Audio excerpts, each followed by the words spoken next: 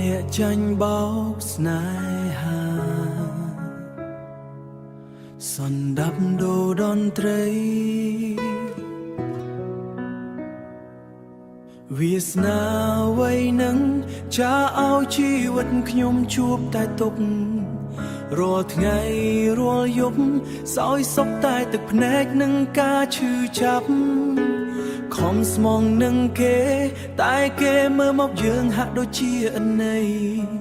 ចុងក្រោយវ័យសល់ត្រឹមតែពាក្យថាចាញ់បោកអូ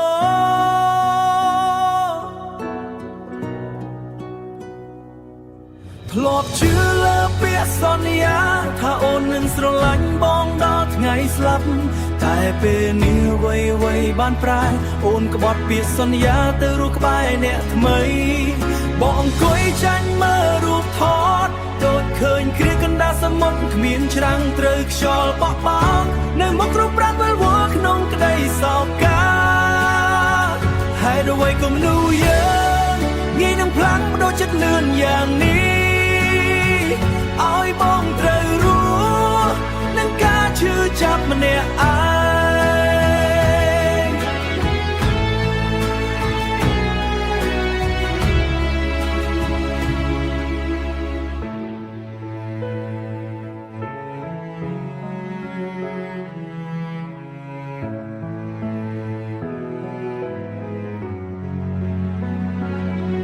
ជីវិតដែលចាញ់បោកស្នេហា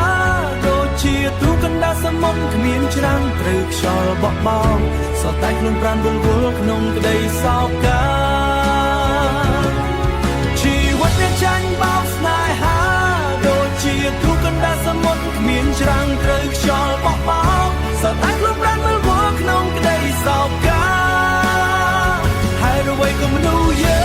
ងងាយនឹងផ្លាំងបដូរចិត្តលឿនយ៉ាងនេះ